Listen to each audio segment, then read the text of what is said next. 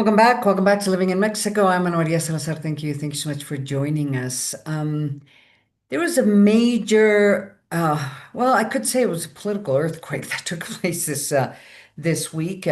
We started seeing on social media messages from people who have access, pretty good access to either the Attorney General's office or the Mexican government.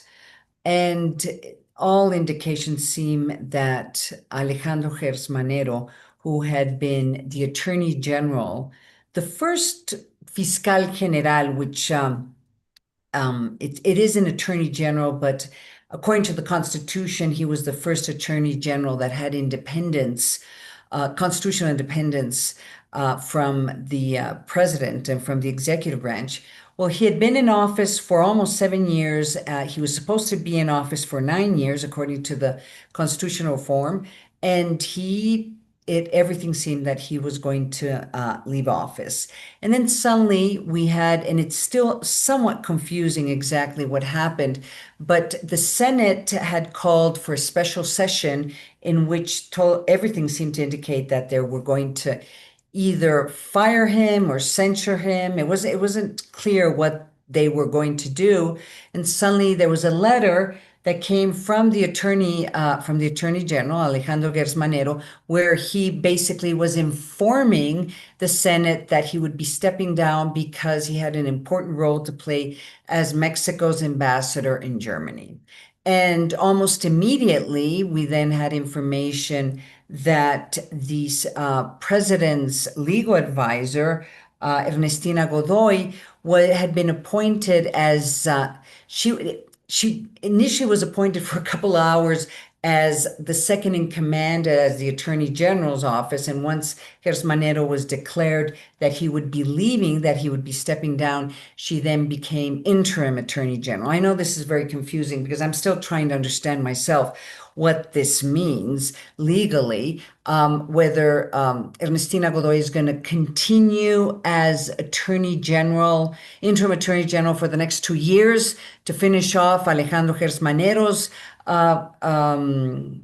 his 9 years, or she's going to be there interim. And then like I said, I'm not too sure how this is going to work out legally. That's why I really appreciate Federico Berrueto joining us today, political analyst. I mean, do you understand how this is going to work out, Federico? I mean, there's a legal matter here and also, of course, a political impact in terms of what happened this week with the Attorney General. Welcome to the show. Thank you very much, Ana Maria. It's a pleasure to be with you and your public. Well, it's very difficult to understand what's going on because, well, as you said, it was supposed that the office of Mr. Gertz Manero was autonomous, was independent from government. And so far, what we have seen is just the opposite. Yeah. Even I can tell you this, that Gertz Manero was not independent from government. I think the way that he worked with López Obrador and the year with Claudia Sheinbaum proves that his office was so dependent from the president or from the presidency that even at the moment, well, the agenda of the prosecutor was just the same as the agenda of the government. Perhaps at some moments was a little bit of independence. Perhaps from my view, that small space of independence of Gertz Manero, what was the problem that, well, he has to be removed by the presidency of Claudia Sheinbaum. There is no doubt Claudia Sheinbaum removed Gertz Manero. There is no doubt about that. So, well, we think it was her. I mean, the reason why say we think is because he had been, he had been in complicated, a controversial attorney general for many reasons. I mean, there has been accusations of corruption, abuse of power. I'm not going to go into some of these very public cases, but he was also extremely inefficient. I mean, I think you would agree that the Attorney General's office has dramatically weakened of what it was years ago. I mean, it's just the fact there was less resources. The structure of the Attorney General's office was very inefficient. So there was a lot of question marks about corruption and efficiency.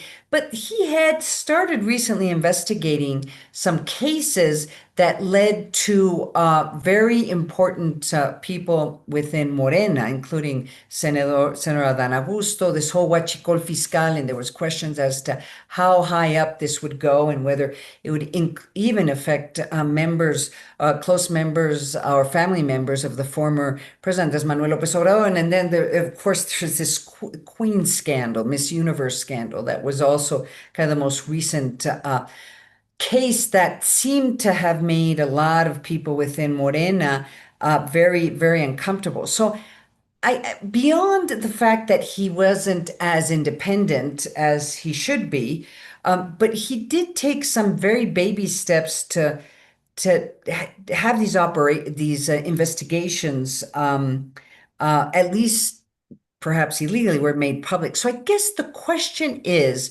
what happens now with the Attorney General's office? I mean, Ernestina Godoy seems to be the person that's going to be replacing Gertz Manero, whether permanently or legally. I mean, but she seems, I think everything indicates she's an ex-Attorney General. What will be the role of the Attorney General in the next 5 years?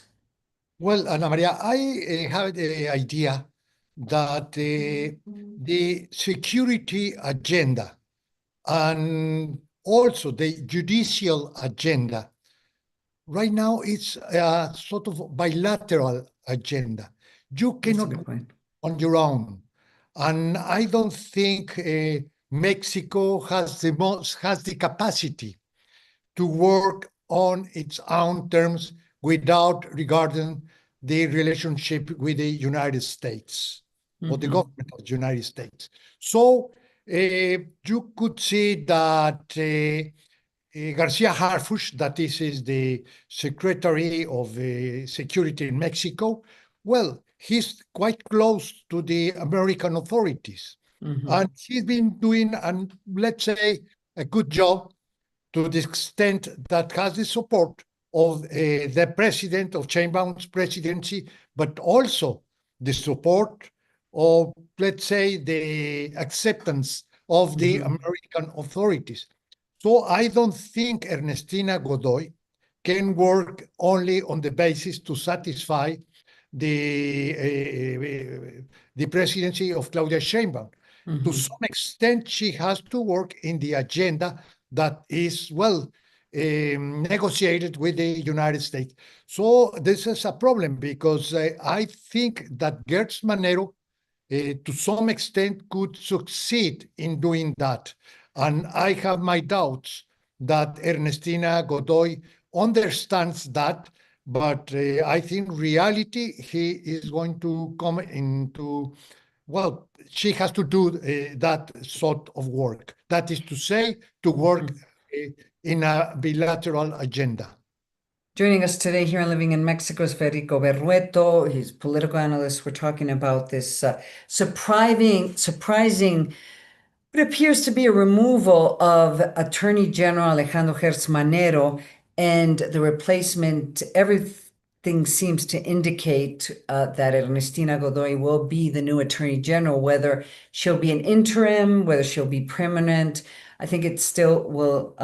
It will be seen. You're absolutely right about the U.S. Mexico bilateral relationship and the importance the Attorney General has played not only in the last 6 years, but throughout the last decade. I mean, it's been pivotal in terms of trying to communicate to the Americans, to American law enforcement, what Mexico can do or what Mexico is willing to do in terms of satisfying the U.S. interests regarding security matters and law enforcement matters in Mexico. But I guess the question is, can the relationship be based or based on and Harfush, simply because the Attorney General in the United States and in Mexico both play a very important role as for the prosecution and the extradition of individuals. So Harfush, can he be that person? Can he be the gringo handler? Or the person who has the responsibility of trying to satisfy all these pressures that is law enforcement pressures from the government of the United States. Well, Ana Maria, if you look closely, the words of Sheinbaum, yesterday words of President Sheinbaum, uh, the word that comes in front is coordination. Yeah. Says, and what sort of coordination she is talking about? Well, is the coordination with Garcia Harfush. She says the local authorities has to be coordinated.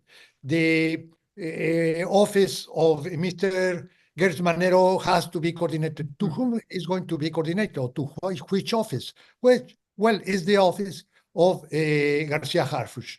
That is to say, Garcia Harfush has the open hand Mm-hmm. on that respect.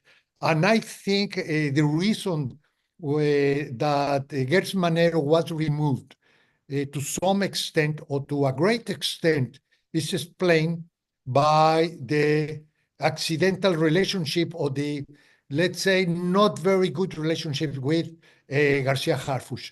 And I think Yeah. that in the coming months or the coming years, Garcia Harfush is going to be a key element in the not only in the agenda of the security, but also the law enforcement agenda. Garcia Harfuch seems to be the man of the day, of the week, of the year. He's the most powerful cabinet member at this point. Federico Berrueto, I really appreciate you joining us here and living in Mexico. Come back soon. Okay, thank you. Thank you Thank very much. you. We're going to go to a